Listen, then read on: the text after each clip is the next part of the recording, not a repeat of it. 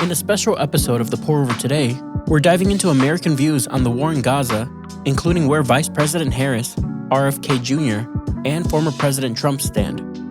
This is the second episode of our election collection, designed to help us grow in understanding and compassion on key 2024 election topics.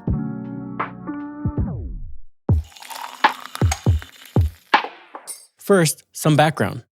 On October 7th, 2023, Hamas militants broke through Israel's border, killed 1,200 people, and took 250 hostages back to Gaza, a small strip of land roughly 25 miles long and 5 miles wide between Israel and the Mediterranean Sea. Israel immediately declared war and announced its objectives: destroy Hamas and bring home the hostages.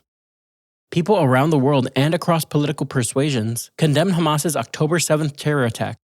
Support for Israel's military response has been more divided and has shifted over time. The Gaza Health Ministry reports that over 40,000 Palestinians have been killed since the war began. It does not distinguish between civilians and combatants. Critics doubt the accuracy of numbers reported by the Gaza Health Ministry because it's controlled by Hamas, and accuse it of inflating both the total death toll and the percentage of casualties that are women and children.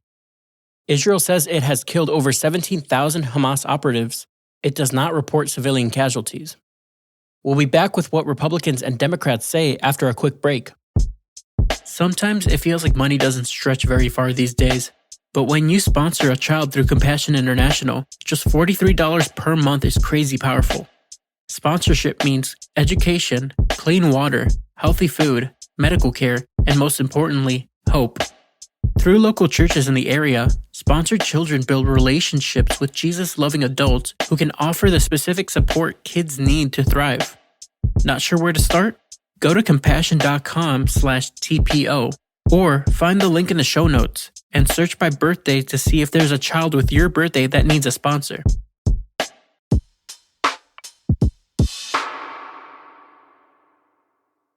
The vast majority of Republicans have been staunchly pro-Israel, saying America's longtime ally has a right to defend itself against Hamas, which is explicitly on a mission to destroy the state of Israel through jihad, Islamic holy war.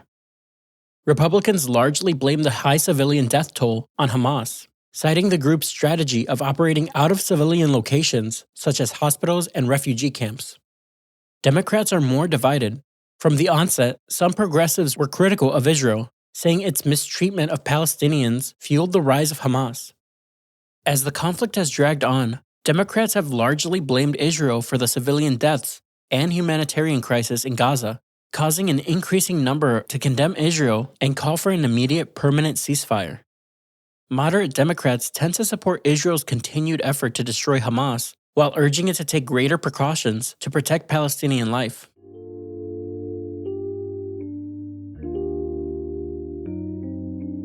War and the evil it exposes are a terrible reminder that the world is not as it should be. Seek peace where you are and trust that the Lord will end all war in His perfect timing.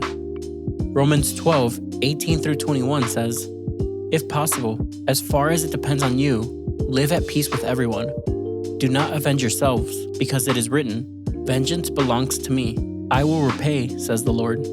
Do not be conquered by evil, but conquer evil with good."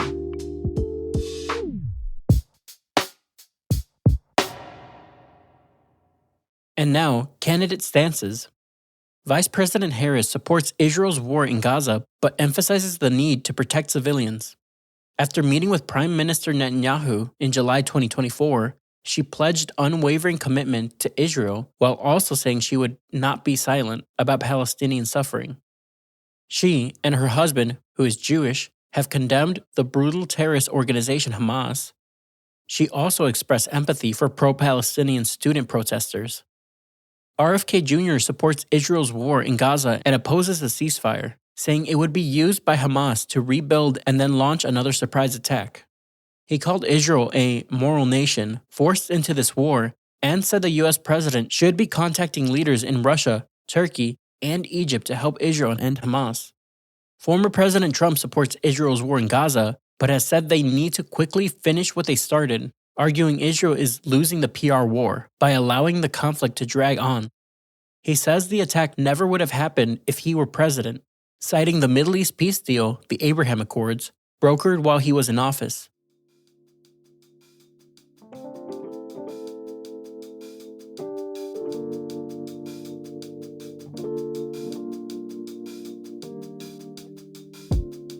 That's all we have for today. Thanks for listening. If you're listening on the Apple Podcast app, give us a 5-star rating and drop a review. If you're listening on Spotify, give us a follow and hit the notification bell to never miss a new episode. We appreciate your support and hope you have a great day. We'll be back tomorrow with the regular news.